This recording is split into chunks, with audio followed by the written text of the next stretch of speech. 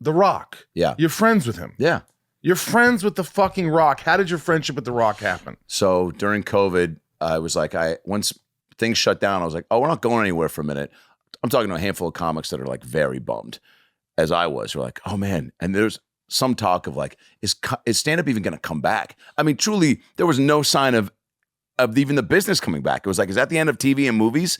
All these people were trying to do these like Zoom shows, some stand-up shows, but then like Zoom TV shows where it was just, and I was like, fuck. I mean, it was such a high level of uncertainty.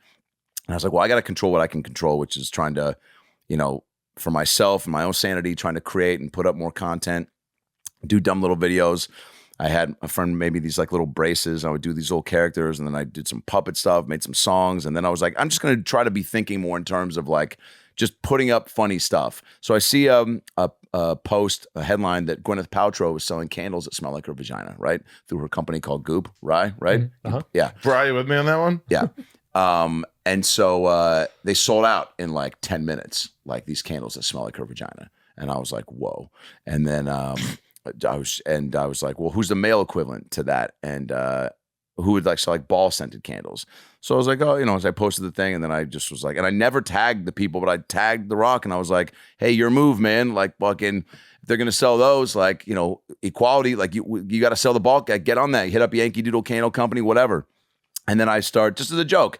And it was really just the whole post also just being like, wow, like look, like how funny the world we live in where she made those and they sold out and people want them. It just, that was to me, the bulk of it was like, this is crazy. Like life is crazy. And he responded. And so I started getting all these messages being like, how do you know The Rock? And I was like, oh, everybody knows The Rock. And then I look at the post and he had commented on it like, brother, I've been trying to get, ball sending candles going, but I keep burning my dick on the wax or something like, and then something else. And then he just made a joke, and then he followed me, and then we just started keeping in touch.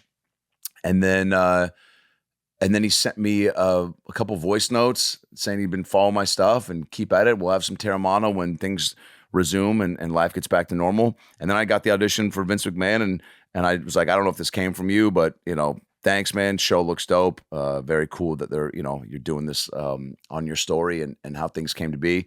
And then I went out with a buddy of mine to Chappelle's summer camp in Ohio, where he lives in Yellow Springs. And I had been at that point been joking about, I went on like Spade Show and a few other podcasts, and had this running bit of like The Rock's ghosting me because I left him my number in the Instagram thing, and then I just hadn't heard from him for like 5 months. So I was just like, yeah, The Rock's like, we had this friendship, and now he's throwing it all away, and just whatever. It was a fun thing to joke about. And then I just get a text that says, hey, it's DJ The Rock, in parentheses, let me know when you get on the phone. And I had been joking about this, so I thought one of my buddies was fucking with me. Wait, he wants you to call him? Yeah. Were you nervous? Yeah, but I also didn't think it was him, because I was just like, again, I've been joking about this. So a buddy of mine is texting me from a number that's I don't know, saying, you know what I'm saying? Right. So then I get a voicemail from him the next day, and then I call him, and he goes, give me your best Vince McMahon impression. And I did.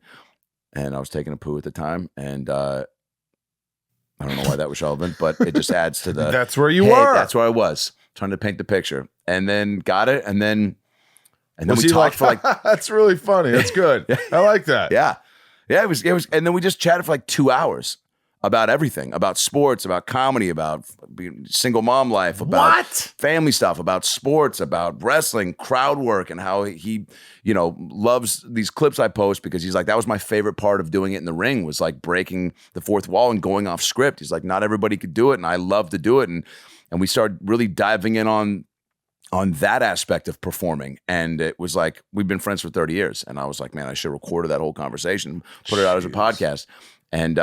And then I even asked him at one point, I go, why haven't you done, I was like, you got to do stand-up. We got to do like a Young Rock, tour. And he was like, I could just come out. And he's like, but he's like, everyone's got to write jokes for me. They're just like the worst. I want to come out and just bomb. I was like, well, yeah, because if you bomb, you can just pull the shirt down a little, show a little nip. Everyone will go crazy. And you always have a way to save the joke. Sure. And then he's like, and he's just got a comic's brain too. He's real quick, filthy, but like articulate and has like a real respect for the craft, but like a real connection to it, which is why he loves performing, because he's like the wrestling, which I didn't realize. I watched a decent amount of wrestling growing up, but now have obviously gone back to really, insert myself in that world. And man, like the showmanship level at a certain time was like bonkers. I didn't really appreciate as a kid, like how much to create these characters, but then like the commitment level is like pretty high. But anyway, so then we just he's just been cool, man. I love that. And what a great story, man.